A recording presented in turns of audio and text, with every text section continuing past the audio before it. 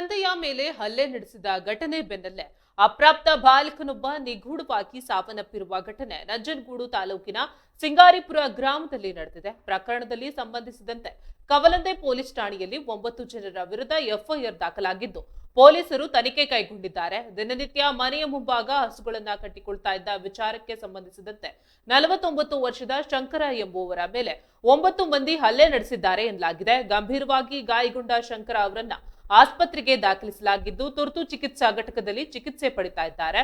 ಇದರ ಬೆನ್ನಲ್ಲೇ ಅವರ ಅಪ್ರಾಪ್ತ ಪುತ್ರ ನಾಗೇಂದ್ರ ನಿಗೂಢವಾಗಿ ಮೃತಪಟ್ಟಿರುವುದು ಕುಟುಂಬಸ್ಥರಲ್ಲಿ ಆತಂಕ ಮೂಡಿಸಿದೆ.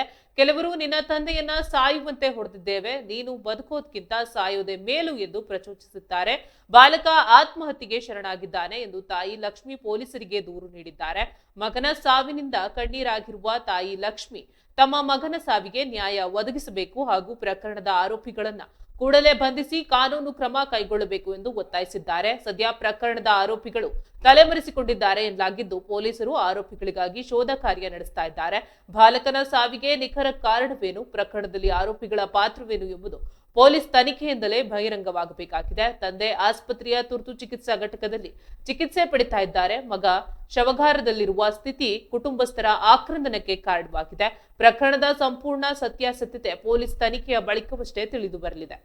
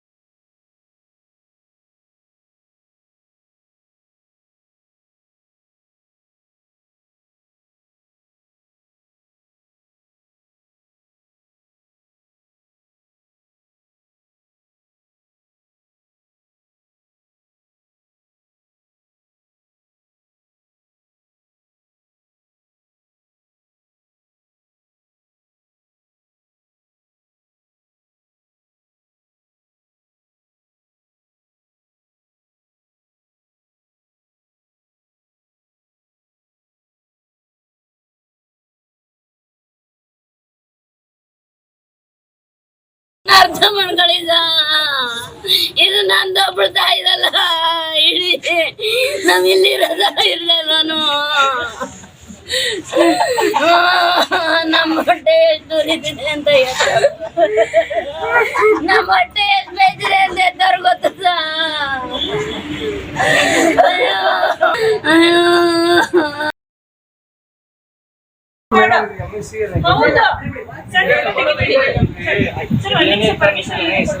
ಇಲ್ಲ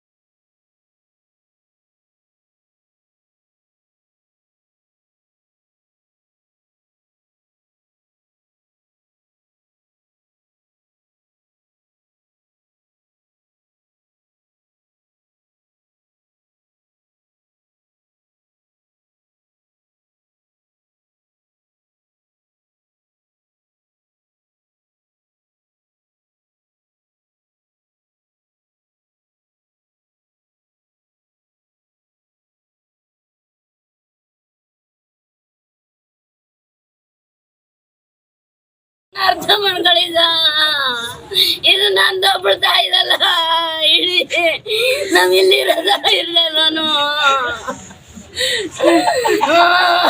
ನಮ್ಮ ಹೊಟ್ಟೆ ಎಷ್ಟು ಉರಿತಿದೆ ಅಂತ ಹೇಳ್ತಾರೆ, ನಮ್ಮ ಹೊಟ್ಟೆ ಎಷ್ಟು ಬೇಯ್ತಿದೆ ಅಂತ ಹೇಳ್ತಾರೆ ಗೊತ್ತದ.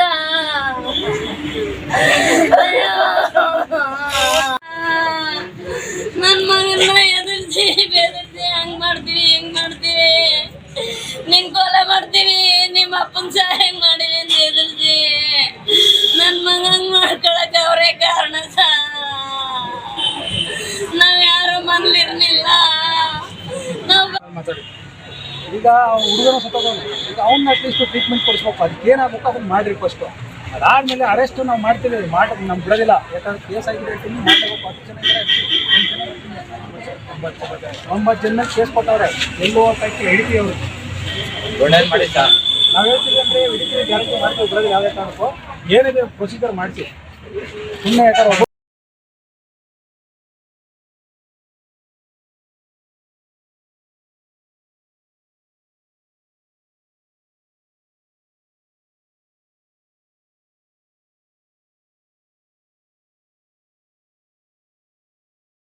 ಮಾತಾಡಿ. ಈಗ ಹುಡುಗನ ಸತ್ತೋಗೋನು, ಈಗ ಅವ್ನ ಅಟ್ಲೀಸ್ಟ್ ಟ್ರೀಟ್ಮೆಂಟ್ ಕೊಡಿಸ್ಬೇಕು, ಅದಕ್ಕೆ ಏನಾಗಬೇಕು ಅದನ್ನ ಮಾಡ್ರಿ ಫಸ್ಟು. ಅದಾದಮೇಲೆ ಅರೆಸ್ಟ್ ನಾವು ಮಾಡ್ತೀವಿ, ನಮ್ಗೆ ಬಿಡೋದಿಲ್ಲ. ಯಾಕಂದ್ರೆ ಕೇಸ್ ಆಗಿದೆ ಹೇಳ್ತೀನಿ, ಮಾಡಬೇಕು. 9 ಜನ ಕೇಸ್ ಕೊಟ್ಟವ್ರೆ, ಎಲ್ಲೋ ಹೋಗ್ತಾ ಹಿಡಿತೀವಿ ಅವರು.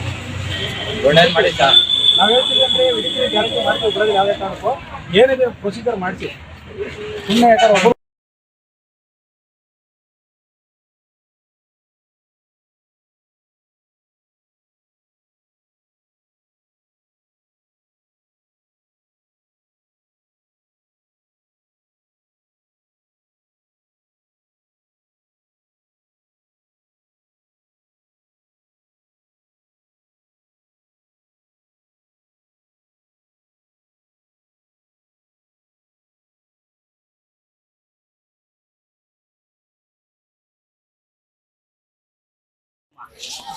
ನಮ್ಗೆ ನ್ಯಾಯ ಕೊಡಿಸಿ, ನಮ್ಮ ಹುಡುಗ ಬರಲ್ಲ, ನಮ್ಗೆ ಹಾರ್ಟ್ ಪ್ರಾಬ್ಲಮ್, ಅವನ ಆರೋಗ್ಯ ನೋಡ್ಕೊಳಕ ಇನ್ನು ಸಮಾಧಾನ ಮಾಡಿ ಅವನಿಗೆ ಮನೆಗೆ ನಮ್ಗೆ ನಿಮ್ಮದಿ ಕೊಡು ಅಷ್ಟೇ.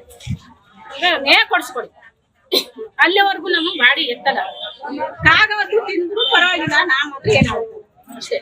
ಅವ್ರು ಕರ್ಕ ಬಂದು ಇವತ್ತು ಅರೆಸ್ಟ್ ಮಾಡ್ರು ಮಾತ್ರ ನಮ್ಗೆ ನಮ್ಗೆ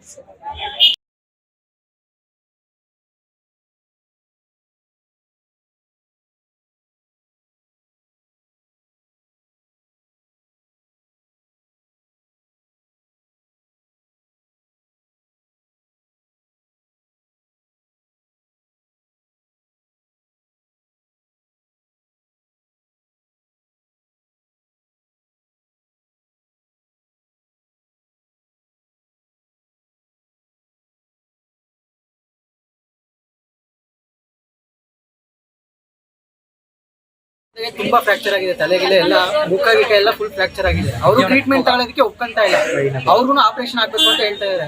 ಈಗ ಅವ್ರ ತಂದೆ ಏನ್ ಹೇಳ್ತಾ ಇದ್ದಾರೆ, ಇದೆಲ್ಲ ಕ್ಲಿಯರ್ ಆಗಿ ಇದೆಲ್ಲ ಇದಾಗಿ ಅವರೆಲ್ಲ ಅರೆಸ್ಟ್ ಆಗುತ್ತೆ ಅನ್ಕೊಂಡು ನಾನು ಟ್ರೀಟ್ಮೆಂಟ್ ತಗೊಳ್ಳಲ್ಲ ಅಂತ ಹೇಳ್ತಾ ಇದ್ದಾರೆ. ಇಫ್ ಇನ್ ಕೇಸ್ ಇವ್ರು ಏನಾದ್ರು ಡಿಲೇ ಮಾಡ್ತು ಅಂತಂದ್ರೆ, ಅವ್ರು ಟ್ರೀಟ್ಮೆಂಟ್ ತಗೊಳ್ಳೋದು ಡಿಲೇ ಆಯ್ತು ಅಂದ್ರೆ ಅವ್ರಿಗೆ ಹೆಚ್ಚು ಕಮ್ಮಿ ಆದ್ರೂ ಅದಕ್ಕೂ ನೇರವಾಗಿ ಇವರೇ ಹೊಣೆಗಾರಿಕೆ ಆಗ್ತಾರೆ. ಇದು ನಮ್ಮ ಇದು ಸರ್.